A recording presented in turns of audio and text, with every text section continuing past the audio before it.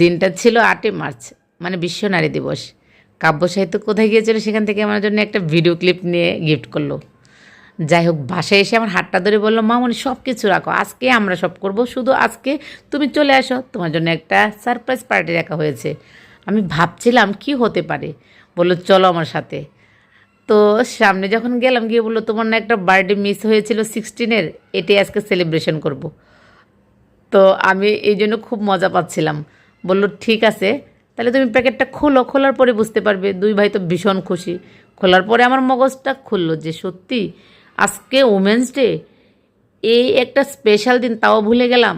দেখুন আমরা নারীরা, আমরা কত চাপে থাকি একটা সংসারে ঢুকে গেলে, মানে সংসারকে এতটা ভালোবাসি, সংসার বাচ্চা সব কিছুই নিজের করে ফেলি, কিন্তু নিজের জন্য কিছুই ভাবি না।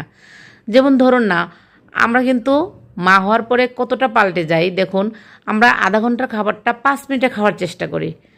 মা হওয়ার পরে আমরা এতটাই পাল্টে যাই যে আমরা 1 ঘন্টার স্নান আমরা 10 মিনিটে করার চেষ্টা করি।